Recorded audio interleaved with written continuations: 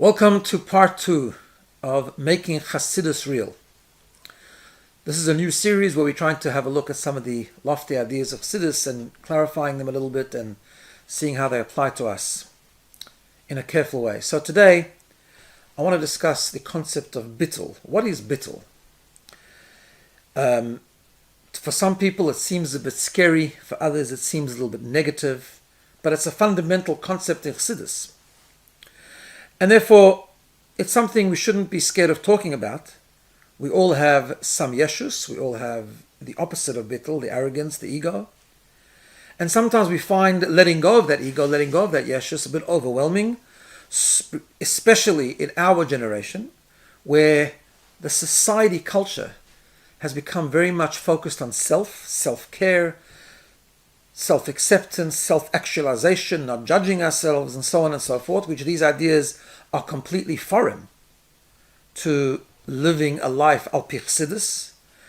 We know that in Chassidus, the ich, the I, is something very looked down upon, so to speak, which becomes very at odds with modern day thinking, and therefore it becomes an overwhelming subject, where it leads to, and I think recently what's happened sometimes is that there's a tendency to redefine the concept of Bittul, to make it more positive, to make it more attractive, to make sure it doesn't sort of lose the self in the process, which of course is not really what Bittul is. So before we talk about it, I want to just note, this is a very, very big concept in Chassidus. Today we're going to just highlight some very, very basic ideas. Of course, the purpose of the series is not a Chassidus shir. We're not going to go into the multiple levels of the madregas in Bittul and the way the Rebbe takes him to a tremendously deep level and so on and so forth. It's basic discussion on the basic traditional concept of what Bittul means. Hopefully next week we'll break it down a little bit, also give some more examples. So today we're going to talk about the concept. Next week a little bit sort of talk about more examples of what it actually means in our own life. But like we talked about last week, the key to understanding Chassidus and to making it real is really to talk about an idea first in the head, the hashkafa, undiluted, in an authentic, real way, not to worry about how it interacts with our own nefesh habamis, so to speak. And then to develop that perspective, and then if we don't end up applying it all, but we do take some inspiration from it, and it guides us and it impacts us, and we realize that we're not able to reach all the high madregas as we explained last week, but we can develop a perspective, and it can definitely have an effect on the way we live. So we all have yeshus, we all have the opposite of Bittul, and we need to acknowledge that, and it doesn't make us bad people, although yeshus itself is a negative thing. Let me just share with you a story that I heard from a Motel Kazlida. An elder chassid used to come to Australia, and then he told the following story. He said there was a chassid in Russia who, because in Russia everyone had to work under communism, he had a factory, and the factory employed some Chassidish Yidden. And one day during lunchtime, he comes out and he sees, there's a lunch break, he sees the Chassidim, his employees, are sitting and farbringing, and he lost his temper. He started screaming at them, "What are you doing? It's dangerous, you're going to make us all be sent to Siberia," and so on and so on. And he goes on for 10 minutes berating and screaming at them, and then calms down and he leaves. A few minutes later, he comes back with a bottle of mashka. And he said, "Here, mashka for the farbringen." So they look at him as if he's gone crazy. He said, "Like, you just finished screaming at us, and now what?" And he says, "What don't you understand? When I screamed at you, it was my nefesh habamis. I haven't transformed it yet. My nefesh habamis was scared. My nefesh habamis didn't like the fact you were farbringing. So I exploded. I gave in to my nefesh habamis this time. But I also have a nefesh lekis, and I have a chassidish chinuch. And when I was educated as a chassidish boy, I was taught that when chassidim farbring, you have to give them fabraisam." I tell that story because we all have nefesh habamis. The most important thing we can do in discussing Bittul is to acknowledge that we're not bottled, to understand what Bittul is, and then to acknowledge that we have a long way to go, and that's fine. Because that in itself, acknowledging that we have a yeshus and that sometimes we do things that are coming from our yeshus, and maybe we have to work with that a little bit, is the first step to understanding the concept of Bittul. So the nefesh habamis, of course, is the cause of yeshus. This is a basic idea of Chassidus. It comes from Tanya. We all have a nefesh habamis. It's got nothing to do with the experiences that happen in life. But by default, we're all born with a nefesh habamis, and unless we're a tzaddik, as Tanya explains, that can transform it, we all have some degree of gaiva and ispoirus, as it says in Tanya, they come from the nefesh abamis. Now, the concept of Yeshus is different to everything else, and this is something that's explained often, particularly in the Mamorim of Purim, where it talks about Amalek, for example, where we learn that gaiva, Yeshus, is different to other bad midas. Other bad midas can have birur, they can be channeled, they can be refined. The bad part can be taken out and they can be used for something good. In other words, there's good and there's bad, which you have to sift it out and be mavara them. When it comes to Yeshus, when it comes to gaiva, which Chassidus compares to Amalek, it's Reishis Goyim Amalek Vacharise Adi Oived, we know that it has no birur. It needs to be wiped out, it needs to be broken, it needs to be eradicated. Which really what that means is, it means to be really bottle means to completely surrender, to lose the sense of self, to be bottle betachlis, to understand that there's no independent existence outside of the Eibishter, that we really are nothing, that we really are completely bottle, and so is the world. Kula kamei kala chashiv. It's all completely bottle betachlis. Which of course, and we're being very brief here, everything needs elaboration, but for the sake of just being at the Kitzur, this is the idea of matzah. Matzah, we know, is the idea of Bittul, where there's no Yeshus, and we get taught that the whole idea of matzah is that if you have a mashahu chametz, if you have some feeling of self, that's chametz, that's not matzah.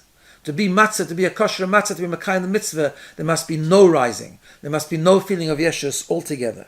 We find this in one of the Rebbe's Sefers where he talks about Yaakov Avinu, that only Yaakov Avinu served the Eibishter when he was in the house of Lavan in a really negative environment, was to be completely bottled to Hashem, which is why his main involvement there was tzoin, was sheep. Sheep, he explains over there in that Sikha, is a symbol of Bitul, a symbol of total surrender. That's always the symbol, the imagery of the concept of sheep. Now, what does that mean?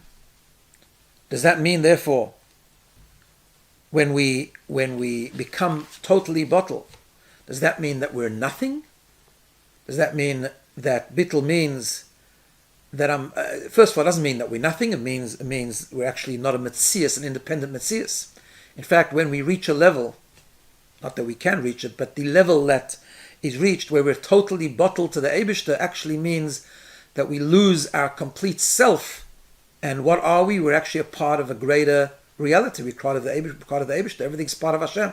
The world is bottled to Hashem, like it says in Tanya, like the shemesh, like the rays of the sun in the sun. They're there, but they're not something separate. They are completely part of the greater metzias of Hashem, the great existence of Hashem Himself. So that's what Bittul is. Bittul does not mean a balance between self and being humble. It's not just humility. True Bittul, of course, it brings humility, but the true concept of Bittul is getting rid of the ich, getting rid of the self completely. That's what it is. Now, what does that mean? Hashem created us with personalities. Hashem created us with talents. Hashem created us with strengths. Hashem created us with koiches hagluyim. So what does it mean? Are we just supposed to get rid of everything? Is that Bittul? And the answer is yes and no. Bittul means a total loss of self, but also it means, as we find by matzah, the famous idea, that once matzah is a mitzvah on Pesach and chametz is a big isur, then after chametz, by shtei halechem becomes a mitzvah, and shtei halechem on Shuas had to be chametz. Why? Chametz means that sense of self, in other words, the tkifus, the strength that we have from ourselves, the personalities that we have, the talents that we have, the capabilities that Hashem gave us, are all important, but important when they're in the context and following matzah. In other words, when we first reach the level, we get rid of self completely, then we have to reintroduce, so to speak, the concepts, the things that Hashem has given us, to use them to serve Hashem. Hashem wants us to use our strengths. He wants us to be strong. He wants us to use our thinking, our power of thinking, to understand the Torah. He wants us to use our personalities that He gave us to do good. He wants us to have the strength to stand up to evil, to stand up to Klippa, to stand up to the world. He wants us to be somebody, but that somebody is only in the context of, because that's the will of Hashem. Let me demonstrate that with a little story. My grandfather, Olav Shalom, Rabbi Gourarie, was a very big maskil in Chassidus. He once came to the Rebbe, and I believe it was a Purim Fabrengen, where, in the early days, people would talk to the Rebbe in the Farbrengen, and he said to the Rebbe, he wants a bracha, a mizal gloiben, that we should believe, to have a munah, because he says, verstehen, versteht man gar nicht. To understand, we understand nothing. And the Rebbe said to him such an unbelievable thing. The Rebbe said to him, verstehen darf man, aber man darf nicht wollen verstehen. We need to understand. Understanding is important, but we shouldn't want to understand. In other words, we should be completely bottled to the Eibishter. Our existence should be just to fulfill the Ratzon Hashem. The Ratzon Hashem is that we should understand. The Ratzon Hashem is that we should use our strengths and personalities. Like the Rebbe explains so often, that the basis of our existence is Naseh, before Nishma. Naseh means we're just completely bottled to Hashem. We'll do whatever Hashem wants us to do. That's why we exist.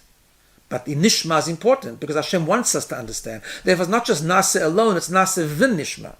Or like going back to the concept of Chametz and Matzah. First has to come Matzah. That's the beginning of the journey. Total Bittul. Then, when you totally bottle, and everything that's about you is nothing about you, only about Hashem, then you have to introduce the self, the chometz, meaning the talents, the strengths, the seichel, and so on and so forth. Or going back to the sicha of the tzoin, the sheep of Yaakov. The Rebbe explains that when Yaakov came to Esav, he said, "Vayhili shor v'chamor." He talked about oxen and donkeys that he had. Why? Because when you face the world, because Hashem wants us to, you've got to show strength. You've got to show self. You've got to understand. You've got to show a tkifus, a inner strength and a pride in being proud to serve Hashem, and therefore fighting the Esav and fighting off those things that stand in the way between us and Hashem. The more we understand this concept, the more we can apply it. In other words, the more we understand that the basis and foundation of our avodah is not somehow to grapple with how do I mix self with bittul. No. Bittul means bittul. And then the self is only in the context of that bittul.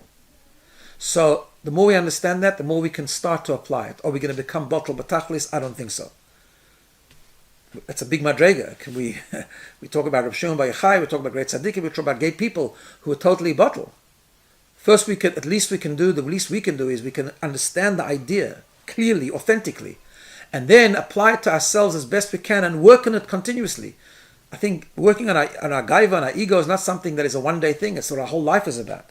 We can start maybe to focus less on self, to take ourselves a little bit less seriously, which will bring greater avodas Hashem.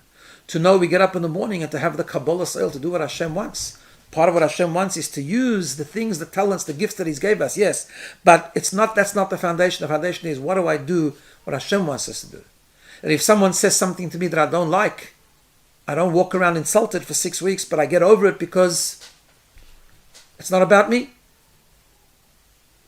As the Gemara says, one of the greatest things is shomin charpasan ve'ein meshivin. If someone hears the insult from someone else and doesn't respond, but at the same time, it means that we treat other people properly. We don't insult other people because we're not spreading ourselves over the whole base medrash, as the Tzemach Tzedek said to the person who complained that he's being trodden on. He said, "Wer heißt dir versprechen sagt? Don't spread yourself. Don't make the whole world about you." Understand the idea of bittul. Try at least understand that when you feel threatened or you feel like you want to do something that's not right, at least acknowledge that it comes from our yeshus. We can acknowledge, at least we know where it comes from, and then work with it a little bit, even though if you don't feel bottled, but at least we know that it's coming from the nefesh habamis, not from the nefesh elokis. We can start maybe to take on things or to do things even if it's not comfortable. Sometimes people think, I am who I am. This is not comfortable for me. But step by step, not everything at one time, but step by step, to take upon little things that are hard for us, because we realize it's not about us; it's about serving Hashem.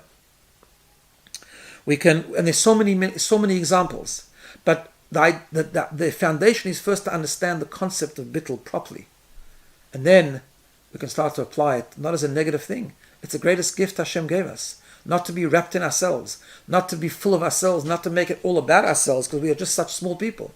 But Hashem gave us the opportunity that when we put ourselves to a side, we can connect with Him, we can do what He wants. We can connect to so much greater. Bittul is not a negative thing, chas v'sholem. Bittul is a beautiful thing. To apply it is very difficult, because we have a nefesh habamis that is self-centered, And we have a Nefesh Abamis that today is so influenced and impacted upon by the distorted perspectives of Welt. But we can learn about it, we can understand it in its purest form, and then a little bit we can use it to make a dent in the way we serve Hashem each and every day. Next week, I think it's such an important topic. I'm going to do part 2 on this because I think it needs a bit more talking about and a bit more explanation of what it actually means and how we can apply it. Have a wonderful day, everyone.